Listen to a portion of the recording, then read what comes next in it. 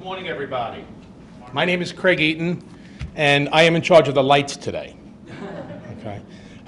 Let's give a nice round of applause to Maurizio, Sarah, and Jennifer for all the hard work and effort. And I must say I'm happy to hear Sarah and Maurizio, because I think after we speak, I am not going to know anything that any of you say, but because the medicine sort of escapes me. I'm a practicing trial attorney in New York, and we've been working with the foundation for about 10 years now.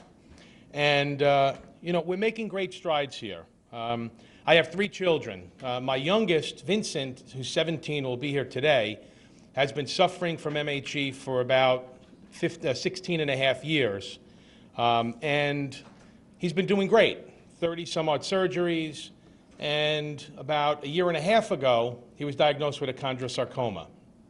And sort of took us by surprise, because through the foundation we meet people around the world suffering from MHE. And we always hear the statistics that there's a 5 to 10% chance that an osteochondroma can turn into a chondrosarcoma. Now, I know you're impressed with the medicine that I'm telling you now, but that's all that I really know.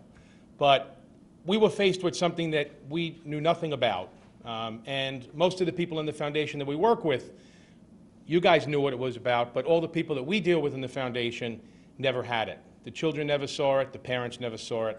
So it was something that we needed to put our hands and arms around and really start to ramp everything up. We are committed here at the foundation.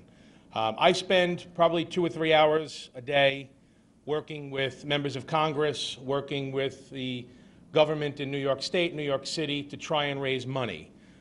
Sarah and I travel around with Maurizio and a lot of the other doctors and researchers, travel around the country and around the world, speaking to organizations such as our foundation and NORD and other entities, to try and make people aware that rare diseases need the same kind of treatment, need the same kind of funding, need the same kind of attention, because the suffering of my son Vincent and Robert and everyone else who's afflicted with MHE is no less great than the people suffering from other diseases.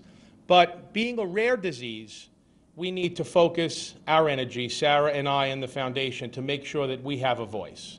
And we would not have that voice if it weren't for each and every one of you. Now, as you know, Sandy came into New York City and devastated parts of New York and New Jersey. We were able, through our connections, to make sure that it spared Philadelphia, because we needed to make sure that the convention went forward over the next 3 days. And I was speaking to Sarah and Maurizio each and every day this week, and I can't thank each and every one of you enough for coming here. I know that it would have been easy to cancel based on the weather patterns and everything else here, and I'm sure a lot of you had a lot of travel issues and travel-related issues to get here.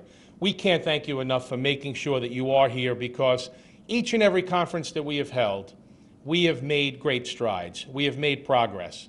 And we will continue to make great strides and make progress with your research, your help, your skills, and your devotion to finding a cure. Now, my son will be here today, so he wants to become, he's at Villanova, which is just a stone's throw from here. He's a freshman, and he's pre-med. And his goal is to become a pediatric orthopedic oncologist. And he says that he wants to find a cure for MHE. So ladies and gentlemen, you have about 8 years to find a cure. Because I can tell you right now, I've been dealing with Vincent for 17 years. And if he works with you 8 years from now, God help each and every one of you. So do whatever you can, whatever we can do at the foundation in any level, whatever it means. We're trying to ramp up our support. I go to Washington, like I mentioned, once or twice a month. I talk to members of Congress. We're trying to get into this rare disease caucus. I know Maurizio and John Dormans and many of you have offered to come, and we're going to be bringing you into Washington and Albany to talk to our leaders and talk to the governor of New York and talk to the mayor of New York, because I need your help and your medical expertise to get us over the hump, to explain this to the powers that be, so that we can move this to the next level. I can promise you this: we will not waver. We will not back down. We will continue each and every day. And I know Sarah, God bless Sarah, because when my son was diagnosed, we knew nothing about it. Vincent was 5 months old, had a little bone, looked like a calcified bone, like maybe he had a fracture on a rib. My wife did not know what to do. I have 2 older children that were fine, didn't have MHE. My wife found Sarah on the internet, and what a great thing the internet is.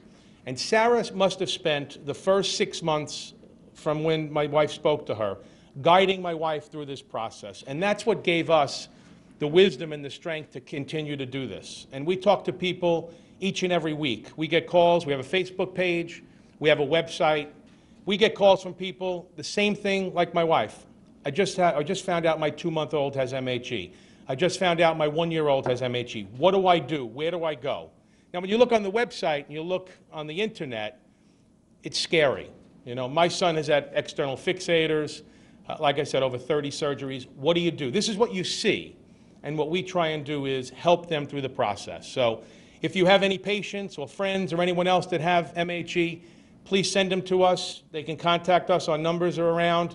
Let them go to the website. Let them go to Facebook. Whatever we can do to help them, because Sarah helped us, and we want to continue doing that. So God bless each and every one of you. Again, thank you for coming. And anything we can do to help you, we're always here. Okay? Thank you.